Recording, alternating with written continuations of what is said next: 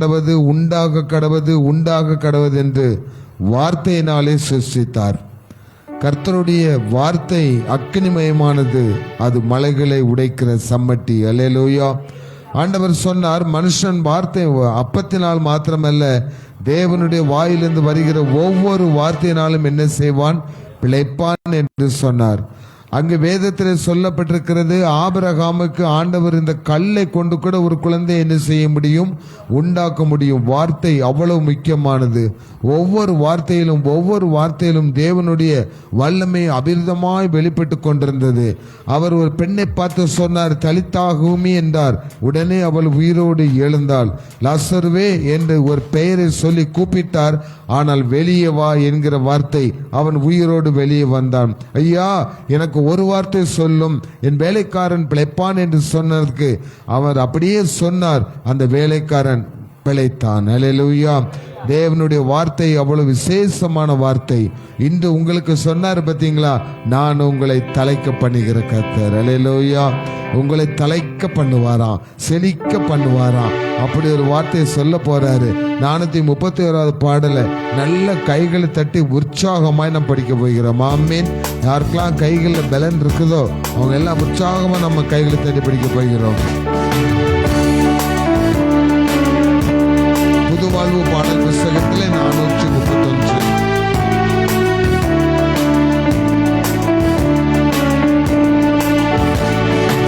ஒரு வார்த்தை சொல்லும், வாழ்க்கை எல்லாம் செழிப்பாகுமே. ஒரு வார்த்தை சொல்லும் கர்த்தாவே, வார்த்தையிலே சுகம், வார்த்தையிலே மதுரம், வார்த்தையிலே எல்லாம் வார்த்தையிலே சுகம், வார்த்தையிலே மதுரம், வார்த்தையிலே எல்லாம் சந்தோஷம். ஒரு வார்த்தை சொல்லும். கைகளை தட்டி உற்சாகமாய் நல்ல சத்தமா படிக்கணும். ஒரு வார்த்தை சொல்லும் கர்த்தாவே, உங்க வார்த்தையிலே சுகம், உன் வார்த்தையிலே மதுரம், உன் வார்த்தையிலே எல்லாம் சந்தோஷம். ஆமென். உன் வார்த்தையிலே சுகம், உன் வார்த்தையிலே மதுரம், உன் வார்த்தையிலே எல்லாம் சந்தோஷம். பாவசாப நோய்கள் எல்லாம் பனித்துளி போல் மறைந்து போகுமே.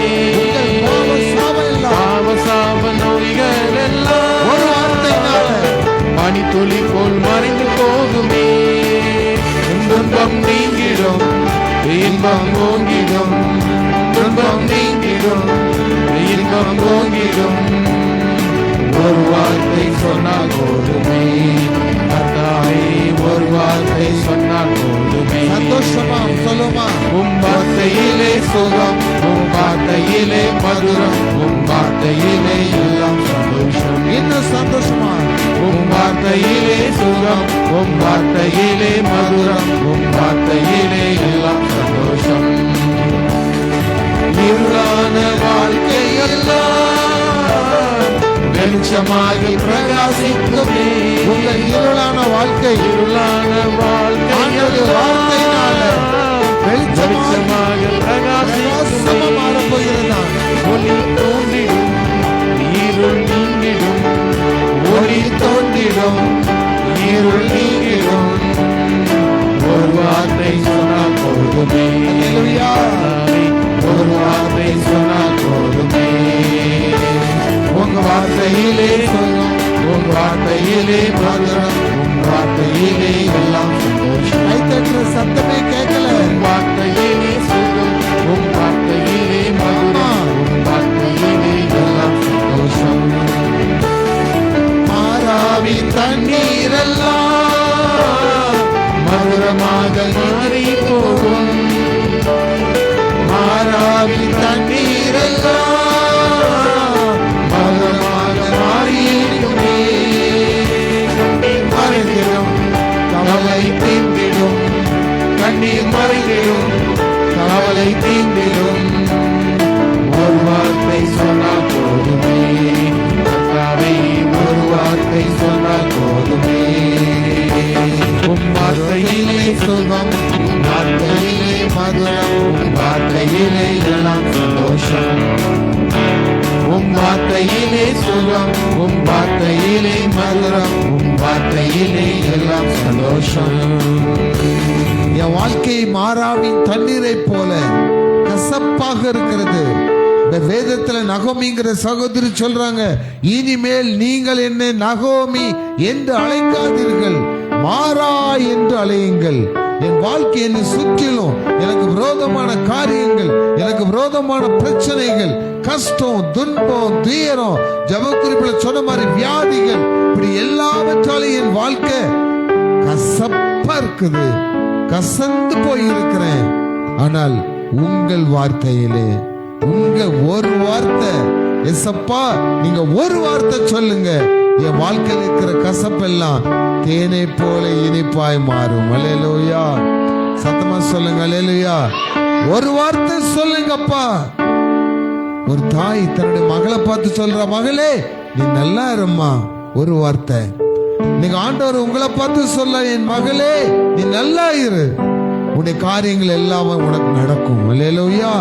என் மகளே நீ ஏன் கவலைப்பட்டுட்டு உட்கார்ந்து இருக்கிற, என் வீட்டுக்குள்ளேயே ஒடுங்கி கிடக்கிற, கவலைப்படாத, உனக்கு நான் இருக்கிறேன். என் மகனே நீ ஏன் கவலைப்படுற? ஆண்டவர் சொல்லுகிறார், என் மகனே நீ பெரிய காரியங்கள் செய்வாய். அல்லேலூயா. ஒவ்வொரு வார்த்தை அப்படி சொல்றாரு. இன்னைக்கு உங்க மாறாவினுடைய அந்த கசப்பான வாழ்க்கை மாறப்போகுது. அது நிமித்தம் நீங்கள் விட்ட கண்ணீர் எல்லாம் மாறப் போகிறது, உங்கள் கவலையும் தீரப் போகிறது. அல்லேலூயா. ஆண்டவர் சொன்னார் பாருங்க, உங்கள் துக்கம் சந்தோஷமாய் மாறும் மாறும் மாறும். உங்கள் துக்கத்தை சந்தோஷமா மாற்ற போகிறார். அப்படியே நம்ம எழுந்திருந்து அந்த கடைசி ஸ்டான்ஸாவை, மாறாவின் தண்ணீர் எல்லாம் மதுரமாக மாறி, இன்னைக்கு நல்லா ஸ்பீடா, நல்ல முழு பலத்தோடு, முகத்துல நல்ல சிரிப்போடு, மலர்ச்சியோடு படிக்க போகிறோம்.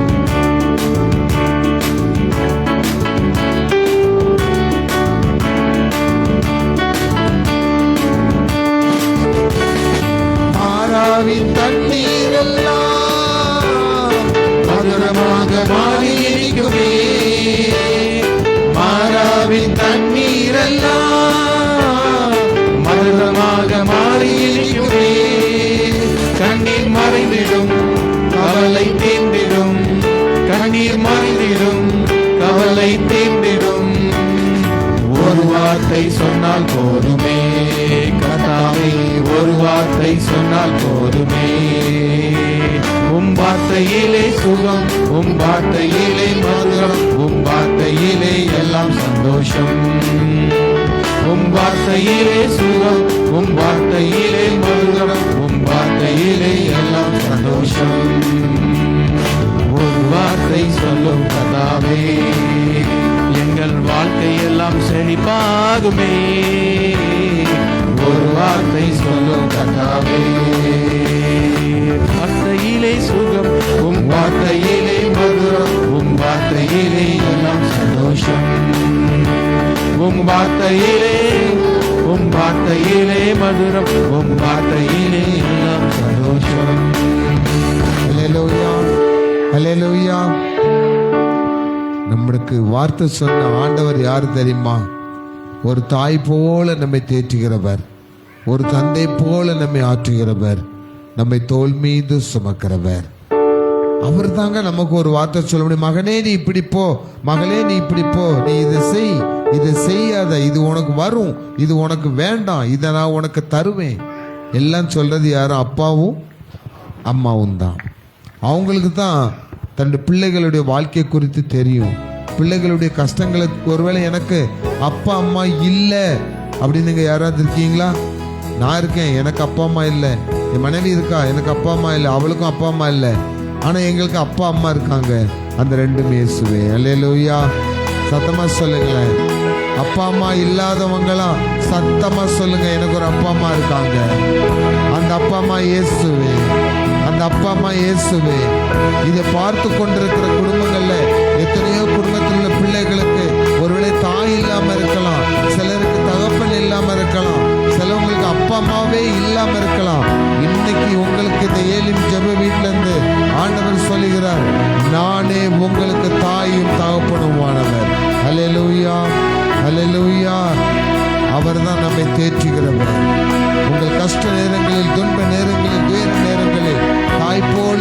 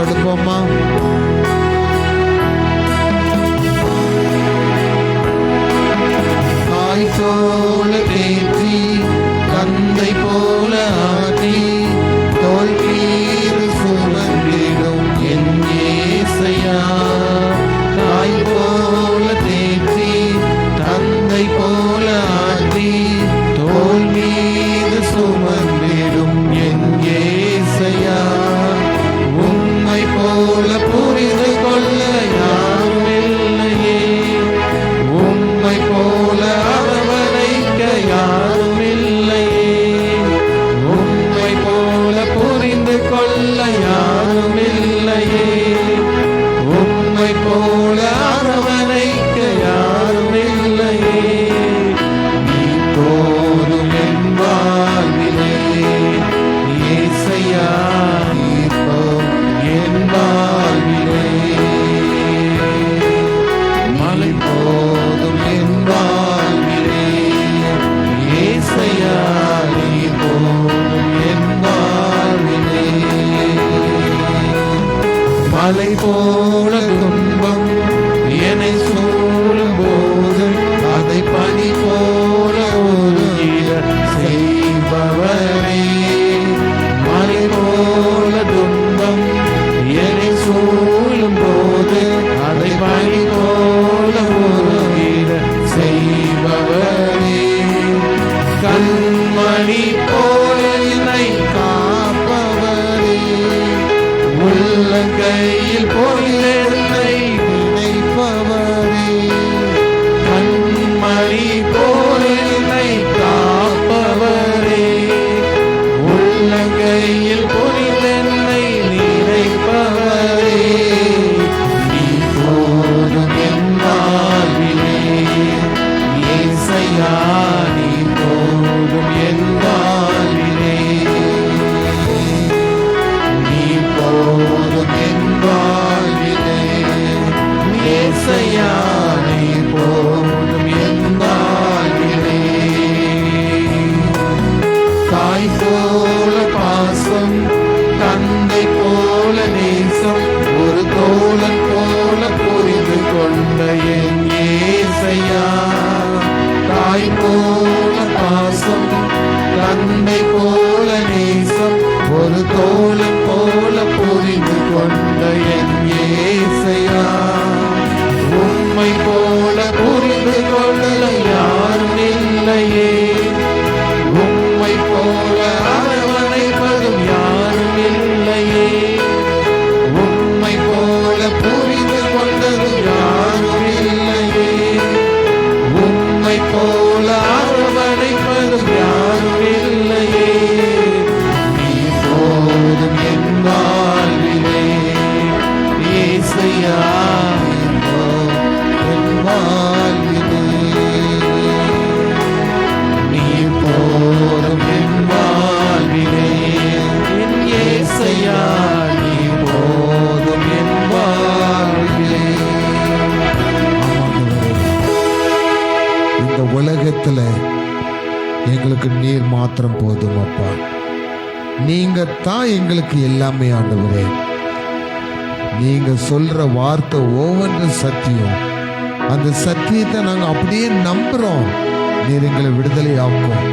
இன்னைக்கு இந்த இடத்துல கண்ணீரோடு வந்திருக்கிறவங்க, உபத்திரவத்தோடு வந்திருக்கிறவங்க, ஏதோ ஒரு சிறை இருப்புகளை இருந்து தப்பிக்க முடியாம நம்மை காப்பாற்றுவதற்கு, நமக்கு ஆதரவு கொடுப்பதற்கு நமக்கு ஒருத்தருமே இல்லையே, நம்ம இப்படியே ஒரு அநாத மாதிரி ஒரு அடிமை பண்ணப்பட்ட ஒரு வாழ்க்கைக்குள்ள நான் இருக்கிறோமே அப்படின்னு நினைச்சுக்கிட்டு இதை பார்த்துட்டு இருக்கிறவங்களும் இதை கேட்டுட்டு இருக்கிறவங்களும் இப்படிப்பட்ட கேட்டகரிகளை இருப்பீங்க அப்படின்னு நினைச்சனா, ஆண்டவர் சொல்லுகிறார் ஒரு வார்த்தை இன்னைக்கு நான் உங்களுக்கு சொல்றேன்.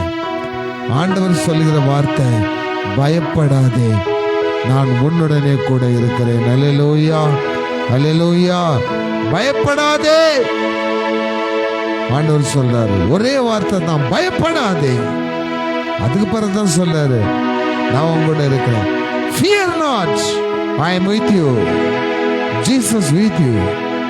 Jesus with you. கர்த்தர் உங்களுக்குள்ள இருக்கிறார். அவர் உங்களை பலப்படுத்துவார். அவர் உங்களை திடப்படுத்துவார்.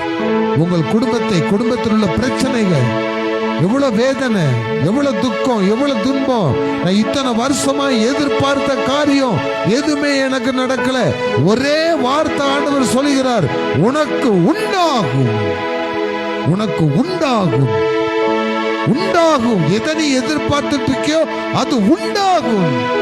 He is a maker. He is a maker. The Lord is a maker. அவர் உண்டாக்குகிறவர், உருவாக்குகிறவர். அல்லேலூயா.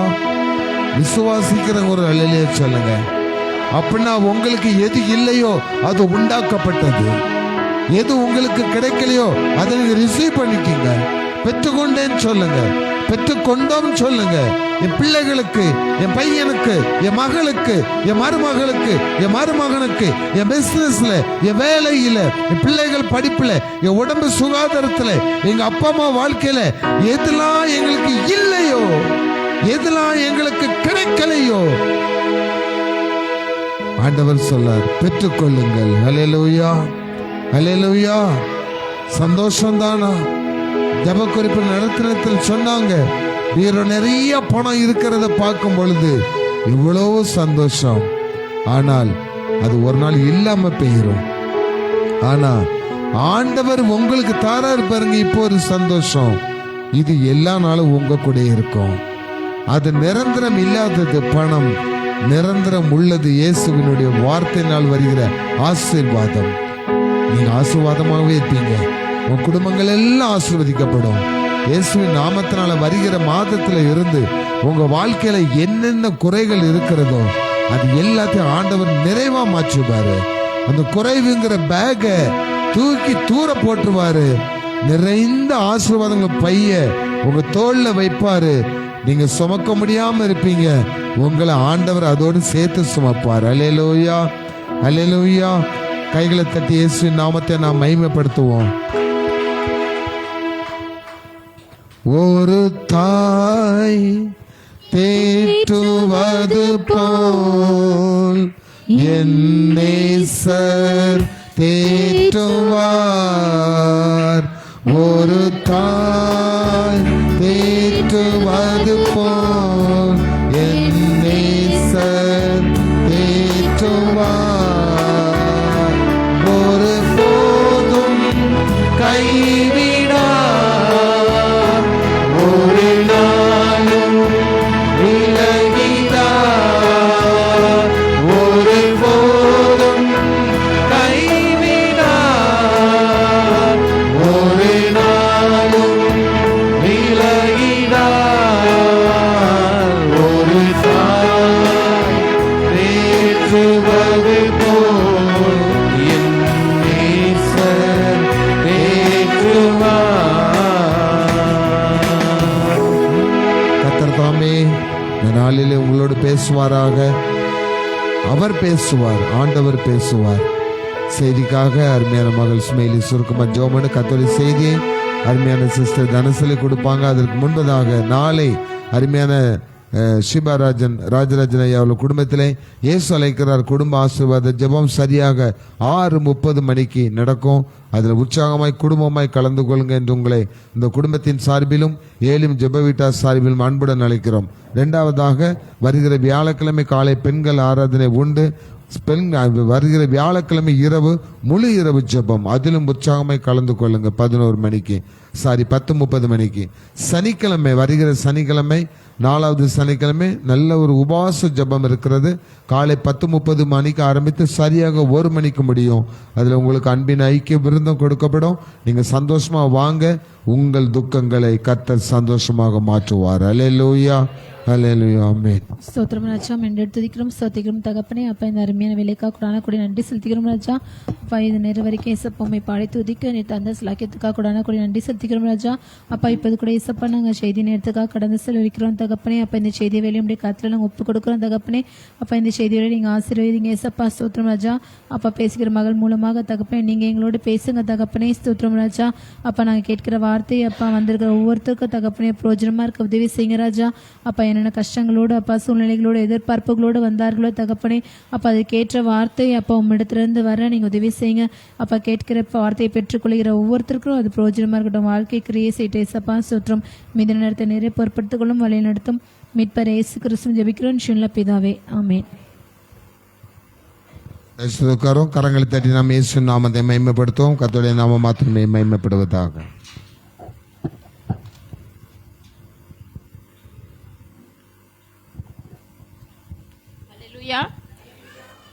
ஆண்டவராய் இயேசு கிறிஸ்துவின் நாமத்தினாலே நான் உங்களை யாவரையும் வாழ்த்தி வரவேற்கிறேன்.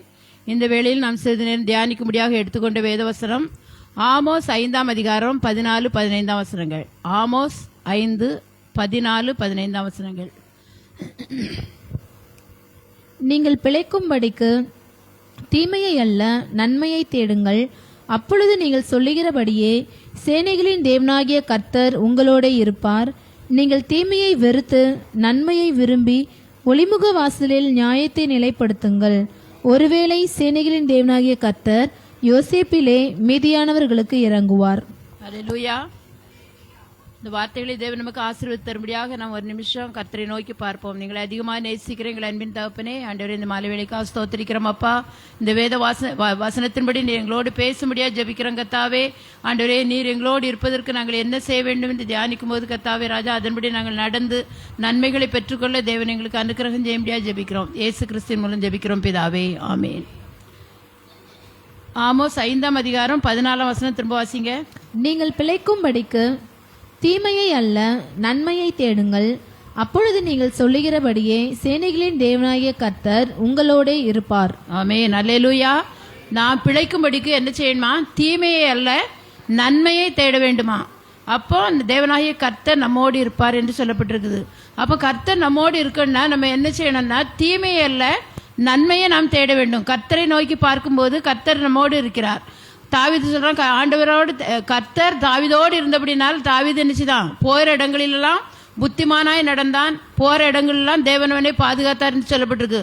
அப்ப தேவன் நம்மோடு இருக்கும்போது தேவன் நம்ம என்ன பாதுகாக்கிறாரு, காரிய சித்தி உள்ளவர்களாக நம்மை மாற்றுகிறார். அப்ப தேவன் நம்மோடு இருக்க வேண்டுமானால் நான் என்ன செய்யணும்? நீ ஒரு சில காரியங்களை நாம் என்ன செய்ய தியானிக்க போயிடும். முதலாவது நம்ம என்ன செய்யணும்னா தீமையை வெறுத்து நன்மையை விரும்பி தேடும் போது தேவன் நம்மோடு கூட இருப்பார்.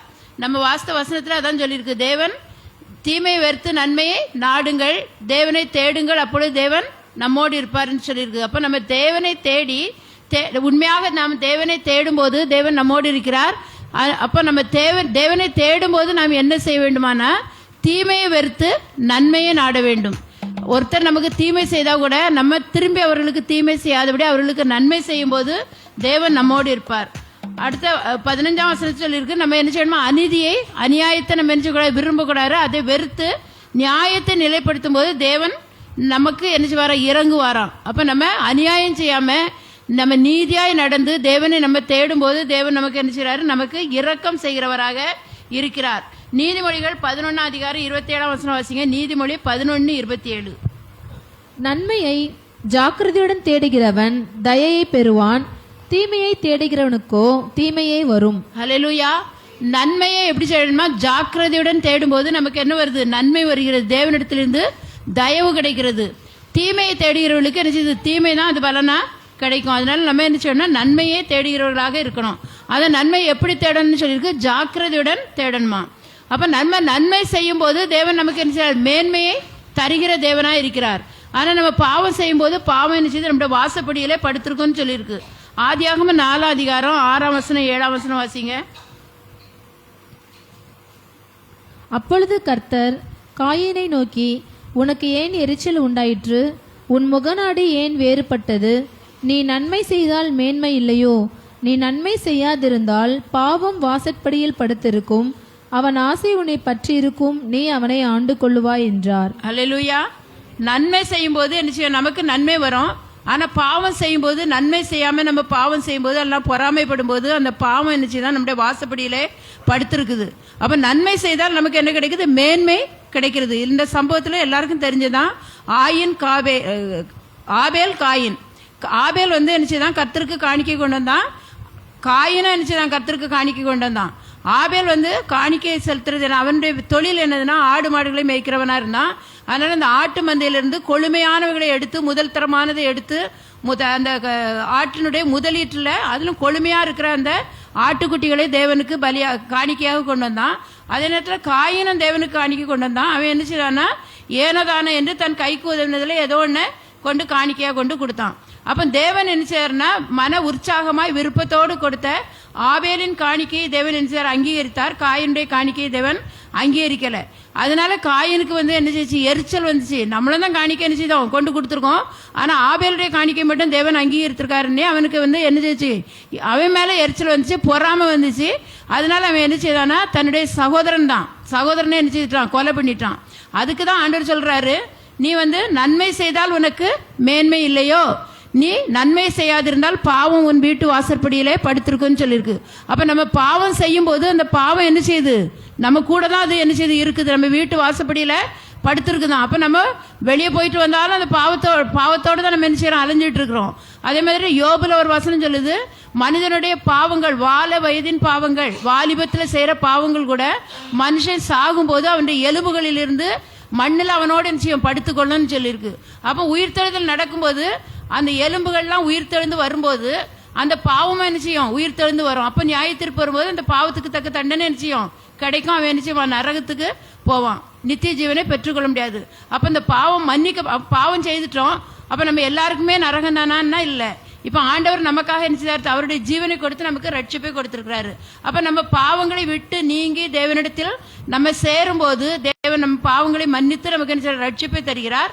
அப்ப என்ன செய்யாது, அந்த பாவங்கள் என்ன செய்வார், மன்னிச்சிருவாரு. திரும்ப அந்த பாவம் என்ன செய்யாது, நம்ம வீட்டு வாசப்படியில படுத்து கிடக்காது.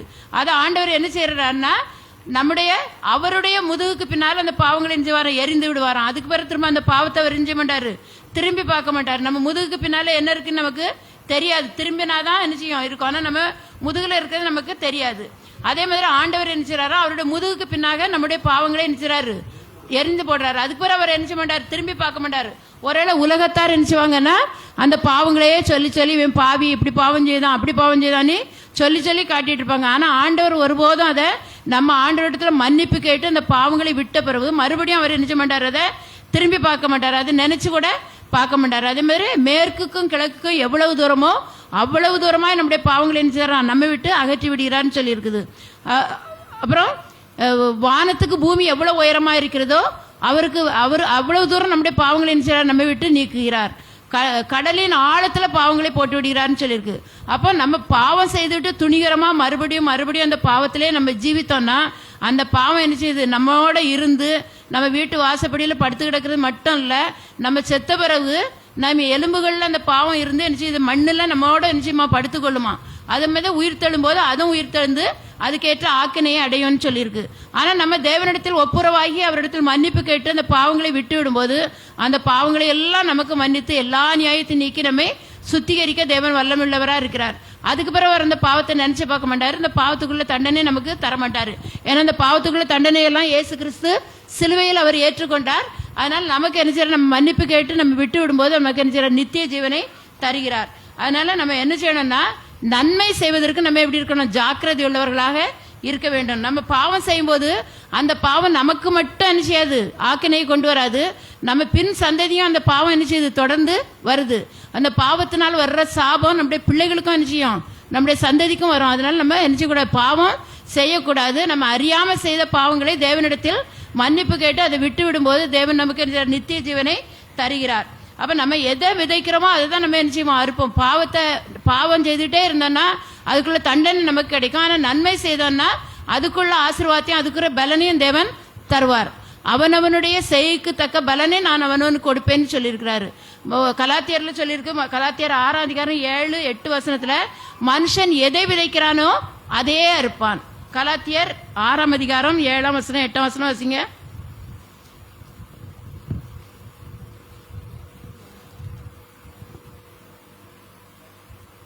கலாத்தியர் 6:7-8. மோசம் போகாதிருங்கள், தேவன் தம்மை பரியாசம் பண்ண ஒட்டார். மனுஷன் எதை விதைக்கிறானோ அதையே அறுப்பான். தன் மாம்சத்திற்கென்று விதைக்கிறவன் மாம்சத்தினால் அழிவை அறுப்பான், ஆவிக்கென்று விதைக்கிறவன் ஆவியினாலே நித்திய ஜீவனை அறுப்பான். ஹல்லேலூயா. மனுஷன் எதை விதைக்கிறானோ அதையே அறுப்பான். இப்போ தமிழ்ல கூட ஒரு பழமொழி இருக்குது, வினை விதைத்தவன் என்ன செய்வான், வினையே இருப்பான், திணை விதைத்தவன் திணையே இருப்பான். அப்ப நம்ம எதை விதைக்கிறோமோ அதை தான் நம்ம என்ன செய்வோம், அறுவடை பண்றோம். அதே போலதான் நம்ம பாவம் செய்யும் போது பாவத்துக்குரிய பலனை தான் நம்ம என்ன செய்வோம், அறுவடை பண்ணுவோம். அதனால பாவம் செய்யக்கூடாது. மனுஷன் எதை விதைக்கிறானோ அதையே அறுப்பான்னு சொல்லி இருக்குது. அதாவது மாம்சத்துக்குரிய காரியங்களை நம்ம செய்யும் போது மாம்சத்துக்குரிய அழிவை நம்ம என்ன செய்யறோம், அறுக்கிறோம். ஆனா ஆவிக்குரிய காரியங்களை நம்ம செய்யும் போது ஆவியினாலே நம்ம நித்திய ஜீவனை என்ன செய்யறோம், பெற்றுக்கொள்கிறோம். அதனால நம்ம ரொம்ப ஜாக்கிரதையா இருந்து நன்மையை செய்வதற்கு நம்ம ரொம்ப ஜாக்கிரதை உள்ளவர்களாக நம்ம இருக்கணும். அதனால ஒரு வசனம் சொல்லியிருக்கு, நன்மை செய்கிறதில் சோர்ந்து போகாமல் இருப்போமாக. அப்ப நம்ம நன்மை செய்யும் போது சோர்ந்து போகக்கூடாது. பலவிதமான கஷ்டங்கள் வரும், துன்பங்கள் வரும். நன்மை செய்யும்போது பலர் நம்மளை என்ன செய்யலாம், பரியாசம் பண்ணலாம், எல்லாம் செய்யலாம். ஆனால் அதுக்காக நம்ம சோர்ந்து போகாமல் தொடர்ந்து நம்ம நன்மையை செய்யும்போது அதற்கேற்ற பலனை தேவன் நமக்கு தருவார். வேதத்திலிருந்து ஒரு சில சம்பவங்களை நம்ம பார்ப்போம். யோசேப்பை பற்றி நம்ம முதலாவது பார்க்கலாம். ஆதியாகமம் 50ஆம் அதிகாரம் 20-21 வசனத்தை வாசிங்க. ஆதியாகமம் 50:20-21 வசனம். நீங்கள் எனக்கு தீமை செய்ய நினைத்தீர்கள், தேவனோ இப்பொழுது நடந்து வருகிறபடியே வெகு ஜனங்களை உயிரோடே காக்கும்படிக்கு அதை நன்மையாக முடிய பண்ணினார். ஹல்லேலூயா. இல்ல யோசேப்பு சொல்றான். யோசேப்பை அவனுடைய சகோதரர்கள் பகைத்து அவனை நினைச்சாங்க, குழியில போட்டாங்க. அப்புறம் அவனை நினைச்சாங்க மீதியானியர் கையில விற்று போட்டாங்க. அங்க போய் அவன் நினைச்சான் பார்வோன் அரண்மனையில் அடிமையாக, போத்திபாருடைய அரண்மனையில் அடிமையாக விற்கப்பட்டான். அங்க அடிமை வேலை செய்துகிட்டு இருந்தா கூட அவன் நன்மை செய்தவனாக காணப்பட்டபடினால் அவனுக்குள்ள தேவன் அவன் கூடவே இருந்தார். அவன் சிறைச்சாலையில அவன் ஒரு பாவமும் செய்யாம அநியாயமா குற்றம் சுமத்தப்பட்டு சிறைச்சாலையில போடப்பட்டான். அப்படி சிறைச்சாலையில போடப்பட்டிருக்கிற அந்த சமயத்தில் கூட தேவன் அவனோடு இருந்தார். அதனால அவனுக்கு என்ன சிறைச்சாலை தலைவனுடைய கண்களில் தயவு கிடைக்க செய்தார். அப்ப அவன் என்ன அந்த சிறைச்சாலையில கஷ்டங்களை அனுபவித்தாலும் அவன் என்ன அவன் ஒரு தீமை செய்யல, பாவம் செய்யல. அவன் அநியாயமா குற்றம் சுமத்தப்பட்டு பழி சுமத்தப்பட்டு சிறைச்சாலையில போடப்பட்டான். ஆனா தேவன் அவனோடு கூட இருந்தார். அவன் நன்மை செய்கிறவனாக இருந்தபடினால் தேவன் அவனோடு கூட இருந்தார்.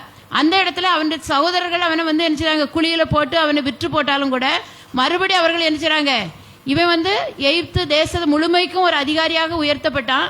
அந்த பார்வோன் அரண்மனையில இவன் என்ன செய்றான், பார்வோனுக்கு அடுத்த இடத்துல இவன் காணப்பட்டான். இவனுடைய கட்டளைப்படிதான் எல்லாமே நடந்துச்சு. அப்படி இருக்கும்போது இந்த பஞ்சம் வரும்போது அவனுடைய சகோதரர்கள் என்ன செய்றாங்க, அவங்க கானான் தேசத்துல ஆகாரம் கிடைக்காம பஞ்சத்துக்காக இவங்க என்ன செய்றாங்கன்னா எகிப்துல ஆகாரம் இருக்குன்னு இங்க தேடி வந்தாங்க. அப்ப தேடி வரும்போது தான் இவன் என்ன செய்யறான், இவங்களுக்கு ஆகாரம் கொடுத்து அவர்களை போஷிக்கிறான். ஒருவேளை அந்த இடத்துல நம்ம இருந்தா என்ன செய்வோம், ஒருவேளை என்ன செய்திருக்கலாம், அந்த காலத்துல என்ன செய்தீங்க, இவ்வளவு கொடுமைப்படுத்திங்கன்னா அவங்களை கெஞ்சினேனே, என்னை குழியில போட்டு உபத்திரவப்படுத்தினீங்களே, அப்படிலாம் அவன் சொல்லவே இல்லை. அவன் என்ன சொல்றான்னா, நீங்க எனக்கு என்ன செய்தீங்க, தீமை செய்ய நினைத்தீர்கள், ஆனால் தேவன் அதை என்ன செய்தார், நன்மையாக முடிய பண்ணினார். வெகு ஜனங்களை போஷிக்கும்படியாக ஒரு நன்மையாக தேவன் எனக்கு என்ன செய்தார், உதவி செய்தார். அப்ப நீங்க அதை குறித்து என்ன செய்யாங்க, கவலைப்படாங்க. ஆண்டவர் தான் என்ன செய்யிருக்காரு, உங்களுக்கு முன்னே அனுப்பியிருக்காரு. எவ்வளவு ஒரு பெரிய சாட்சி உள்ள ஒரு வாழ்க்கை. அவன் என்ன செய்யறான், அந்த தீமையெல்லாம் அவன் நினைச்சு பார்க்கல. சகோதரர்கள் நமக்கு இப்படி உபத்திரம் கொடுத்தாங்களே, நம்மளை துன்பப்படுத்தினாங்களே, நம்மளை இப்படி பாடுபடுத்தினாங்களே, அப்படிலாம் அவன் ஒண்ணுமே சொல்லல. ஆனா தேவன் என்ன செய்யாரு, உங்களுக்கு முன்னால கொண்டு வந்து உங்களை எல்லாம் போஷிக்கிறதுக்காக என்ன இந்த நல்ல நிலைமையில வச்சிருக்கிறான்னு சொல்றான். அப்ப அவன் என்ன செய்யறான், நன்மை செய்கிறவனாக இருந்தான். தீமைக்கு அவன் என்ன செய்யல, தீமை செய்யல. தீமைக்கு தீமையையும் உதாசீனத்துக்கு உதாசீனத்தையும் செய்யாதிருங்கள்னு வேதம் சொல்லுது. அவன் தீமைக்கு தீமை செய்திருந்தா அவன் நினைச்சிருந்தா என்ன செய்யலாம், அவன் சகோதரர்களை என்ன செய்யலாம், எவ்வளவு தண்டனை வேணாலும் கொடுத்துக்கலாம், அவங்களை ஜெயிலில் போடணும்னா போட்டுக்கலாம், அவங்களுக்கு ஆகாரம் கொடுக்காம பட்னியா போட்டிருக்கலாம். அவன் தீமைக்கு நன்மை செய்கிறவனாக காணப்பட்டபடினால் அவர்களையும் அவன் என்ன செய்தான், போஷித்தான்.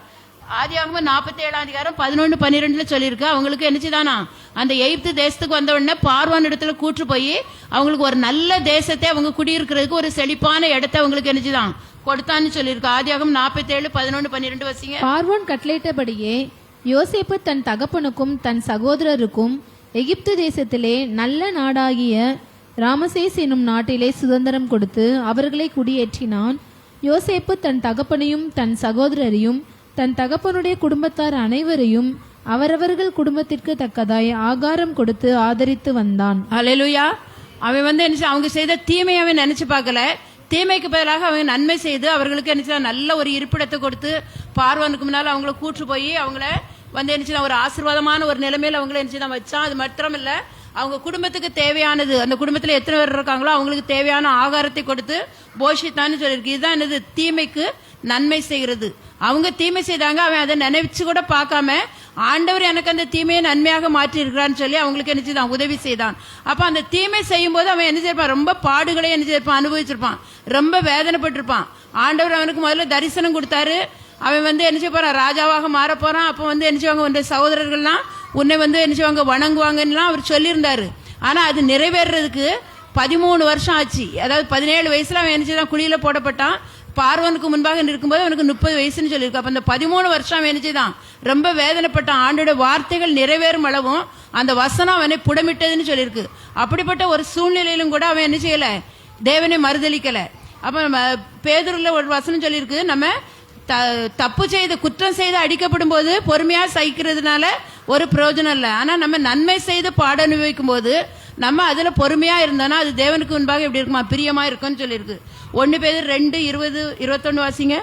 1 Péதுரு 2:20-21. கர்த்தரும் இரட்சகரும் ஆகிய இயேசு கிறிஸ்துவை அறிகிற அறிவினாலே உலகத்தின் அசுத்தங்களுக்கு தப்பினவர்கள் மறுபடியும் அவைகளில் சிக்கிக்கொண்டு ஜெயிக்கப்பட்டால் அவர்களுடைய பின்னிலைமை முன்னிலைமையிலும் 1 Péதுரு 2:20 அதனா வாசி. அவர்களுடைய பின்னிலைமை முன்னிலைமையிலும் கேடுள்ளதாய் இருக்கும். 1 Péதுரு 2 குற்றம் செய்து பாடுபடும் போது அடிக்கப்பட்டால்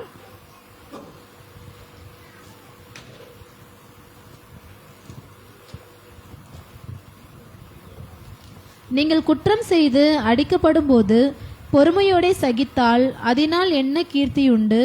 நீங்கள் நன்மை செய்து பாடுபடும் போது பொறுமையோடே சகித்தால் அதுவே தேவனுக்கு முன்பாக பிரீதியாய் இருக்கும். ஹல்லேலூயா.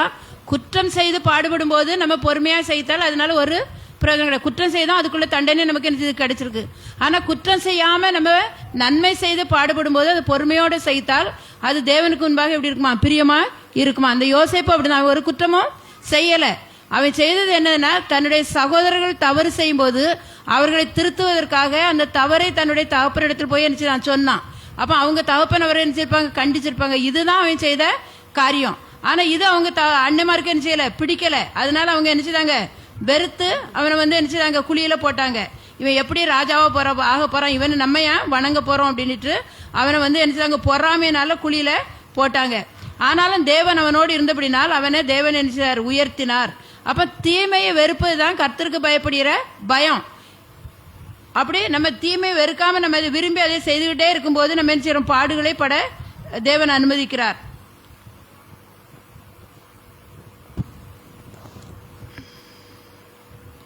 அடுத்து இன்னொரு 1 Péதுரு 2:15 வாசிங்க. 1 Péதுரு 2:15. நீங்கள் நன்மை செய்கிறதுனாலே புத்தியின மனுஷருடைய அறியாமையை அடக்குவது தேவனுடைய சித்தமாய் இருக்கிறது. ஹல்லேலூயா. இதுல சொல்லிருக்கு, நீங்கள் நன்மை செய்வதனாலே புத்தியின மனுஷருடைய அறியாமை அடக்குவது தேவனுடைய சித்தமா இருக்கிறது. அப்ப அந்த அறியாமையினால்தான் அந்த புத்தி இல்லாத அந்த ஜனங்கள் என்ன செய்யறாங்க, தவறு செய்யறாங்க, தீமை செய்யறாங்க. இப்ப இந்த சம்பவத்தில் நம்ம யோசேப்பினுடைய சம்பவத்தை நம்ம எடுத்தோம்னா, யோசேப்பினுடைய சகோதரர் என்ன செய்றாங்க, அறிவில்லாம தான் என்ன செய்றாங்க, தன்னுடைய சகோதரனுக்கு இவ்வளவு துன்பங்களை கொடுத்தாங்க. ஆனா அந்த யோசேப்பு நன்மை செய்ததுனால அவர்களுடைய அறியாமையை அவன் என்ன அடக்கினான்னு சொல்லி இருக்குது. அப்ப அவன் என்ன செய்தான், அவங்களுக்கு நன்மை செய்தான்.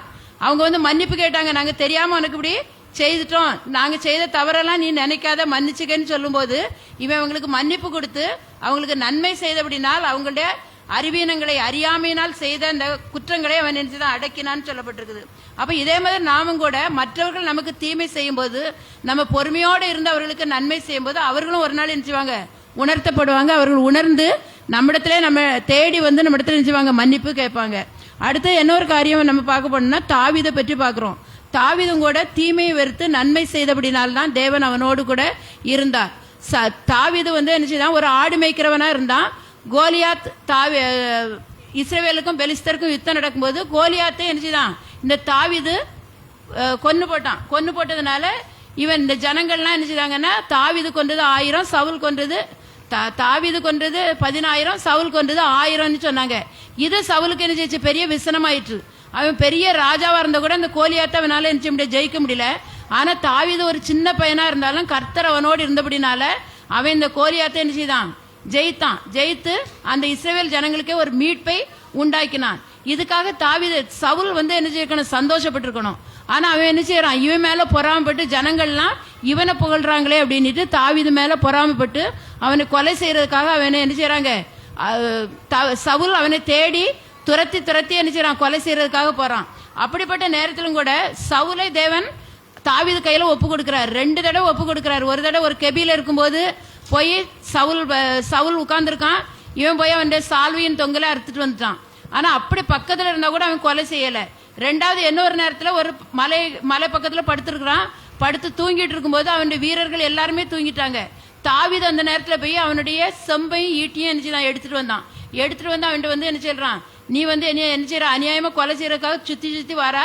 ஆனா நான் வந்து உனக்கு என்ன செய்யல, தீமை செய்யல, நான் உனக்கு நன்மை தான் செய்யறேன். இன்னைக்கு ஆண்டவர் உன்னை என் கையில் ஒப்பு கொடுத்திருந்தா கூட நான் என்ன செய்யல, உன்னை கொலை செய்யலை, நான் விட்டுருக்கேன் அப்படின்னு சொன்ன உடனே அவன் உணர்ந்து என்ன செய்றான், என் குமாரனாகிய தாவீதே நீ பலப்படுவாய், நீ ராஜாவா இருப்பா அப்படின்னு சொல்லி அவன் ஆசீர்வதிக்கிறான். அப்ப தாவீது நன்மை செய்தபடினால ஒரு நாளில் அவனை தேவன் நினைச்சாரு ராஜாவாகவே அபிஷேகம் பண்ணினார். அந்த ஒரு யுத்தம் வந்துச்சு. யுத்தத்துல சவுலும் அவனுடைய 3 குமாரனும் ஒரே நாளில செத்து போயிட்டாங்க. சவுல் நன்மைக்கு தீமை செய்தான். தாவீது ராஜா நன்மை செய்தான். அதுக்கு பதிலாக அவனை என்ன செய்தான், தீமை செய்தவனை கொலை செய்யறதுக்காக வயதேடி சுற்றி சுற்றி திரிந்தான். ஆனா தேவன் என்ன செய்தாரு, அவனுக்காக என்ன செய்தாரு, தாவீதுக்காக யுத்தம் பண்ணி ஒரு யுத்தத்துல ஒரே நாளில அவனும் 3 குமாரர்களும் மரித்து போக முடியாது செய்தார். அப்ப இவன் சொல்றான், அபிஷேகம் பண்ணப்பட்ட மனுஷன் மேல் நான் என் கையை வைக்க மாட்டேன்னு சொல்லி இவன் பொறுமையா இருந்ததுனால தேவன் அவனுக்காக என்ன செய்தார், யுத்தம் செய்தார். தாவீதை ஒரு ராஜாவாக என்ன செய்தார், மாற்றினார். அப்ப நம்ம எதிரிகளுக்கு, நமக்கு தீமை செய்கிறவர்களுக்கு கூட நம்ம நன்மை செய்யும் போது தேவன் நம்முடைய எதிரியின் மூலமாகவே நம்ம என்ன செய்யறாரு, ஆசீர்வாதமான வார்த்தைகளை சொல்ல வைக்கிறாருங்க. அப்படிதான் நடந்துச்சு. தாவீதை என்ன செய்ய, அவன் கொலை செய்ய முயற்சி பண்ணா கூட மறுபடியும் அவன் என்ன சொல்றான், உணர்ந்து தாவீதே நீ பலப்படுவாய், நீ என்ன செய்வா, ராஜாவா இருப்பா, உன் ராஜ்யபாரம் ஸ்திரப்படும் என்று சொல்லி அவனை ஆசீர்வதிக்கிறான். அதே போல ஒரு நாளையில தாவீதை தேவன் என்ன ராஜாவாக அபிஷேகம் பண்ணினார்.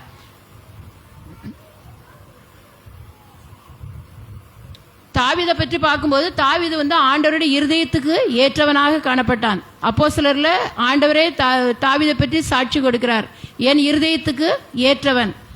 ஈசாயின் குமாரனை நான் என்ன செய்யணும், தாவீதை என் இருதயத்துக்கு ஏற்றவனாக கண்டேன்னே ஆண்டவரே சாட்சி கொடுக்கிறார். அப்ப நம்ம ஆண்டவருடைய இருதயத்துக்கு ஏற்றவர்களாக, அவருடைய உள்ளத்துக்கு உகந்தவர்களாக நம்ம இருக்கணும்னா நம்ம செய்ய வேண்டியது என்னன்னா, யார் நமக்கு தீமை செய்தா கூட அந்த தீமைக்கு தீமை செய்யாதபடி நம்ம என்ன செய்யணும்னா, அவர்களுக்கு நன்மை செய்யும் போது அவர்கள் என்ன செய்வாங்க, மனமாறுவாங்க, தேவன் நம்ம என்ன செய்வார், உயர்த்துவார். அதனால நம்ம என்ன செய்யணும்னா, தீமைக்கு தீமை செய்யக்கூடாது. அந்த தீமையின் முடிவு எப்படி இருக்கும், பயங்கரமா இருக்கும். அதனால நம்ம என்ன செய்யக்கூடாது, தீமைக்கு தீமை செய்யாமல் நன்மை செய்கிறவர்களாக நம்ம இருக்கணும். ரோமர்ல ஒரு வசனம் சொல்லியிருக்கு, ரோமர் 12 அதிகாரம் 9ஆம் வசனம் வாசிங்க. ரோமர் 12. அன்பு மாயமற்றதா இருப்பதாக தீமையை வெறுத்து நன்மையை பற்றி கொண்டிருங்கள். ஹல்லேலூயா. நம்ம ஒருத்தர் அன்பு செலுத்தணும்னா அந்த அன்பு எப்படி இருக்கணுமா, மாயமற்ற அன்பாக இருக்கணும். தீமையை வெறுத்து நன்மையை பற்றி கொண்டிருக்கணும். அப்ப தீமையை நம்ம ஒருபோதும் விரும்பக்கூடாது. தீமை விரும்பணும்னா அதுக்கு பலன் நமக்கு தீமை தான் நமக்கு வரும். அதனால தீமையை வெறுத்து நன்மையை நம்ம பற்றி கொண்டிருக்கும் போது நன்மை நமக்கு பலனாக வரும். அதே அதிகாரத்துல 17ஆம் அதிகாரம் வசனம் வாசிங்க. ஒருவனுக்கும் தீமைக்கு தீமை செய்யாதிருங்கள், எல்லா மனுஷருக்கு முன்பாகவும் யோக்கியமானவைகளை செய்ய நாடுங்கள். ஒருவருக்கும் தீமைக்கு தீமை செய்யக்கூடாது. ஒருவேளை நம்மளை பகைத்து நமக்கு தீமை செய்தா கூட அவங்களுக்கு நம்ம என்ன செய்யக்கூடாது, தீமை செய்யாம நன்மையே செய்யணும்னு பவுல் அப்போஸ்தலன் சொல்றாரு. அதே அதிகாரத்துல 21ஆம் வசனத்துல சொல்லிருக்கு, தீமையினாலே வெல்லப்படாமல் தீமையை நன்மையினாலே வெல்லு. தீமையை தீமையினால வெல்லக்கூடாது. தீமையை என்ன செய்யணும், நன்மையினால வெல்லணும். ஒருத்தர் நமக்கு எத்தனை நேரம் தீமை செய்தாலும், நமக்கு எத்தனை நேரம் நமக்கு விரோதமாக நம்ம அவங்க பேசினாலும் நம்ம அதை மன்னிச்சு நம்ம மறந்து விடும்போது தேவன் நமக்கு என்ன செய்றார், நமக்காக தேவன் என்ன செய்றார், யுத்தம் செய்றார். தேவன் நமக்கு நன்மையை என்ன செய்றாரு, வர செய்கிறார். அப்ப நம்ம தீமையை தீமையினாலும் வெல்லாம நன்மையினால வெல்லணும். இப்ப இயேசு கிறிஸ்துடைய வாழ்க்கையை நம்ம பார்த்தோம்னா, இயேசு கிறிஸ்து இந்த உலகத்துல வரும்போது அவரை என்ன செய்றாங்க, எல்லாரும் பகைச்சாங்க. நிறைய அற்புதங்களை செய்தார், நல்ல நல்ல நல்ல காரியங்களை தான் செய்தார். தேவன் அவரை பரிசுத்த ஆவியினால் அபிஷேகம் பண்ணினபடினால் அவர் நன்மை செய்கிறவராக சுற்றி தெரிந்தார்னு சொல்லியிருக்குது. பிசாசின் வல்லமையில் அகப்பட்ட யாவரையும் குணமாக்கினார் சொல்லியிருக்கு. இப்படிப்பட்ட இயேசுவையும் கூட என்ன செய்தாங்கன்னா, பிரதான ஆசாரியர்லாம் பொறாமையினால யூதர்கள் அவரை என்ன செய்தாங்க, கொலை செய்தாங்க. அப்போ கொலை செய்யும் போது அது ஒரு கொடூரமான ஒரு கொலை. அவங்கள அடிச்சு, வாரால அடிச்சு, முள்முடி சூட்டி, பரியாசம் பண்ணி, அவர் முகத்துல துப்பி, அவருடைய வஸ்திரங்களெல்லாம் உரிந்து ஒரு சிவப்பான ஒரு வஸ்திரத்தை அவர் கொடுத்தி அவரை என்ன சிலுவையில் அறைந்து கொலை செய்தாங்க. அப்படிப்பட்ட நேரத்திலும் ஆண்டவர் என்ன செய்யாரு, அந்த தீமையை எப்படி மாற்றினாராம், நன்மையாக இருந்தாரு. எப்படின்னா, அவரை துன்பப்படுத்தின அந்த ஜனங்களுக்காக அவர் என்ன செய்யாருன்னா, விண்ணப்பம் பண்ணினார்.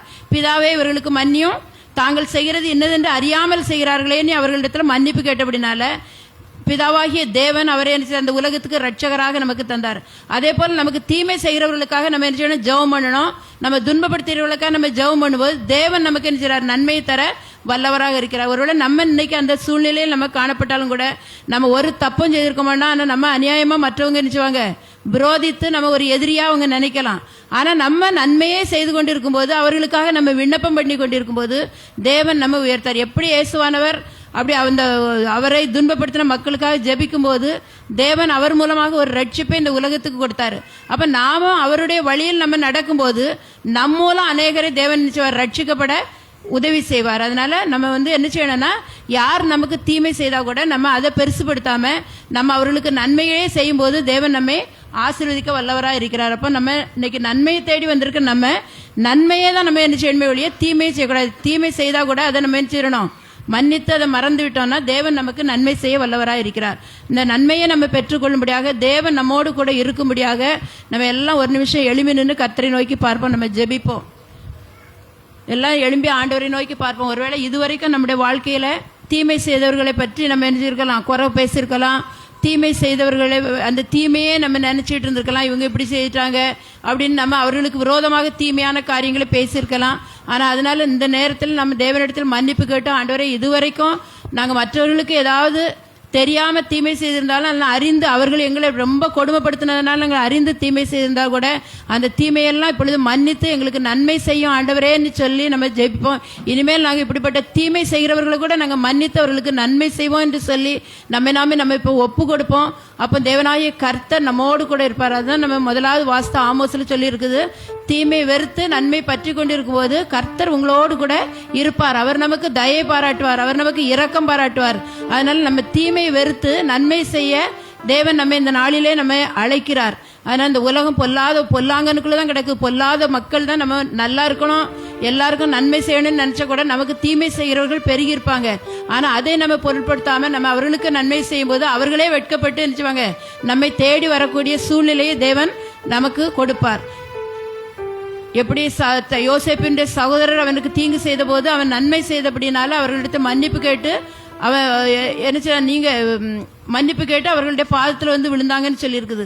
அதே போல ஒரு சூழ்நிலையை நம்ம இன்னைக்கு தேவன் நமக்கு தர. ஒருவேளை உங்களை உறவினர்களோ எல்லாம் வீட்டில் உள்ளவங்களோ அக்கம் பக்கத்தில் உள்ளவர்களோ உங்களுக்கு தீமையை செய்து உங்களை எப்படியாவது இந்த இடத்துல இருந்து துரத்தினா உங்களை இருக்க வைக்கக்கூடாது அப்படிங்கிறதுக்காக முயற்சி பண்ணலாம். ஆனால் நீங்கள் அவர்களுக்கு நன்மை செய்து அவர்களுக்காக ஜெபிக்கும் போது தேவன் உங்களுடைய வாழ்க்கையிலே நன்மை செய்து நீங்கள் இருக்கிற இடத்துல தேவன் உங்களை உயர்த்த வல்லவராக இருக்கிறார். நாம் தேவனை நோக்கி பார்த்து இப்பொழுது ஜெபிப்போம். எங்களை அதிகமாக நேசிக்கிற எங்கள் அன்பின் தகப்பனே, ஆண்டவரே, இந்த கர்த்தாவே, இந்த கூட்டத்துக்காக நாங்கள் உமக்கு நன்றி செலுத்துறோமாப்பா. நாங்கள் கேட்ட வார்த்தைக்காக நன்றி ஏசப்பா.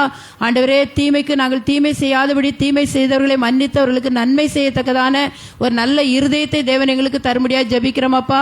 ரட்சிப்பை நீர் எங்களுக்கு தரும்படியா நாங்கள் ஜெபிக்கிறோம் கர்த்தாவே. ஆண்டவரே, கர்த்தரை நோக்கி பார்த்து தேடும்போது நீங்கள் பிழைப்பீர்கள் என்று சொல்லியிருக்கிறேப்பா. தீமை வெறுத்து கர்த்தரை நோக்கி தேடுங்கள், அப்பொழுது நீங்கள் பிழைப்பீர்கள் என்று சொன்னீரே கர்த்தாவே. அப்படியாக நாங்கள் ஒவ்வொருவரும் கர்த்தாவே ராஜா தீமை வெறுத்து நன்மை பற்றி கொண்டிருக்க எங்களுக்கு நீர் இரக்கம் செய்யும்படியா நாங்கள் ஜெபிக்கிறோம் அப்பா. ஒருவேளை எங்களுக்கு விரோதமாக யார் எதிராக எழும்பினால் கூட அவர்களை நாங்கள் மன்னித்து கர்த்தாவே அவர்களிடத்தில் அன்பு செலுத்தத்தக்கதான் நல்ல இருதயத்தை நீங்கள் ஒவ்வொருவருக்கும் தந்து கர்த்தாவே நீர் எங்களோடு இருக்கிறீர் என்பதை அவர்கள் உணர்ந்து கொள்ளும்படியாக நீர் எங்களுக்கு உதவி செய்ய முடியாது நாங்கள் ஜெபிக்கிறோம் கர்த்தாவே. அப்பா, நாங்கள் நன்மை செய்யும் போது நீர் எங்களோடு கூட இருக்கிறீர் கர்த்தாவே. நீர் எங்களோடு இருந்தால் எங்களுடைய காரியங்களெல்லாம் நீர் வாய்க்க செய்வீர் கர்த்தாவே. நீர் எங்களுக்காக எல்லாவற்றையும் செய்து முடிக்க வல்லவராக இருக்கிற அப்படின்னா நம்ம துதிக்கிறோம். இந்த வேளையில் வந்திருக்கிற ஒவ்வொருவரையும் உடைய கருத்தில் நாங்கள் ஒப்பு கொடுக்கிறோம் அப்பா. என்னென்ன தேவைகளோடு வந்திருக்கிறார்களுடைய தேவைகளெல்லாம் சந்திங்கப்பா. ஒருவேளை மன கஷ்டத்தோடு பாரங்களோடு வேதனைகளோடு மற்றவர்கள் எங்களுக்கு தீமை செய்கிறார்களே என்று கர்த்தாவே ஆண்டவரே கஷ்டத்தோடு வந்திருக்கிறார் ராஜா. நீர் இந்த வேளையில் அவர்களுக்கு கர்த்தாவே நீர் நன்மை செய்யும்படியாக நாங்கள் ஜெபிக்கிறோம் கர்த்தாவே. ஆண்டவரே, அவர்கள் அதற்காக கர்த்தாவே அவர்களை பகைக்காதபடி அவர்களை நேசிக்கத்தக்கதான இருதயத்தை கொடுத்து கர்த்தாவே ஆண்டவரே உம்மிடத்திலிருந்து நன்மை ஒவ்வொருவரும் பெற்றுக்கொள்ளத்தக்கதாக நீர் உதவி செய்யும்படியாக நாங்கள் ஜெபிக்கிறோம் அப்பா. வந்த ஒருவர் வெறுமையை போகாதபடி உடைய நன்மையினால நிரப்பப்பட்டு அனுப்பப்பட நீங்க உதவி செய்யுங்க ஆண்டவரே. ஆசீர்வதிங்கப்பா. சிறு பிள்ளைகளை ஆசீர்வதிங்க, படிக்கிற பிள்ளைகளை ஆசீர்வதிங்க ஆண்டவரே. அவர்களுக்கு நல்ல ஞானத்தை நீர் கொடுக்க முடியாது ஜெபிக்கிறோம். பலவீனமாக இருக்கிறவர்களுக்கு பலவீனத்திலிருந்து நல்ல பலத்தை நீர் கொடுக்க முடியாது ஜெபிக்கிறோம். வர தடைப்பட்டவர்களை நீங்க ஆசீர்வதிங்க ராஜா. ஆண்டவரே, அவர்களுக்கு அந்த ஆசீர்வாதம் கடந்து செல்ல முடியாது நாங்கள் ஜெபிக்கிறோம் கர்த்தாவே. வியாதியா இருக்கிற ஒவ்வொருவரையும் நீங்க பலப்படுத்துங்க அப்பா. உமக்கு நன்றி செலுத்துறோம் கர்த்தாவே. துதி கனமகிமை எல்லாம் நமக்கு செலுத்துகிறோம். இயேசு கிறிஸ்துவின் மூலம் ஜெபிக்கிறோம் பிதாவே, ஆமேன். எல்லாரும் சேர்ந்து சொல்லுவோமா? என் ஆத்துமாவே கர்த்தரை சோத்திரி, என் முழுவதுமே பரிசுத்த நாமத்தை சோத்திரி. என் ஆத்துமாவே கர்த்தரை ஸ்தோத்திரி, கர்த்தர் செய்த சகல உபகாரங்களையும் மறவாதே. ஆமென்.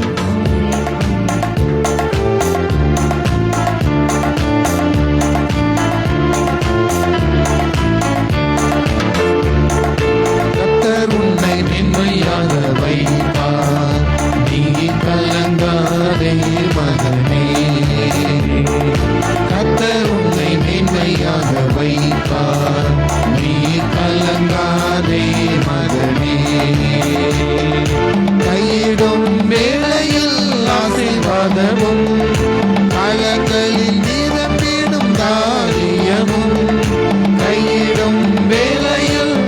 ஆசீர்வாதமும் பலங்களில் நிரம்பிடும் காரியமும் நிறைவான நன்மை உண்டாக கர்த்தர் உம்மை மேன்மையாக வைப்பார். நிறைவான நன்மை உண்டாக கர்த்தர் உன்னை மேன்மையாக வைப்பார். கர்த்தர் உன்னை மேன்மையாக வைப்பார். நீ கலங்காதே மகனே. அல்லேலூயா. சிஸ்டர், நாளைக்கு சிஸ்டர் நடக்கிற ஜெபத்துக்கு வாங்க. வியாழக்கிழமை முழுவதும் ஜெபத்தில் கலந்து கொள்ளுங்க. சனிக்கிழமை ஃபாஸ்டிங் ப்ரேயருக்கு கண்டிப்பாக என்ன செய்யுங்க, வாங்க. ஒரு நல்ல ஒரு வார்த்தை செய்தி உங்களுக்காக உங்கள் ஆர்டர் கொடுத்துருக்கிறாரு. அதில் நீங்கள் உற்சாகமாக கலந்து கொள்ளும்படி உங்களை அன்புடன் கேட்டுக்கொள்கிறேன். உட்காருங்க.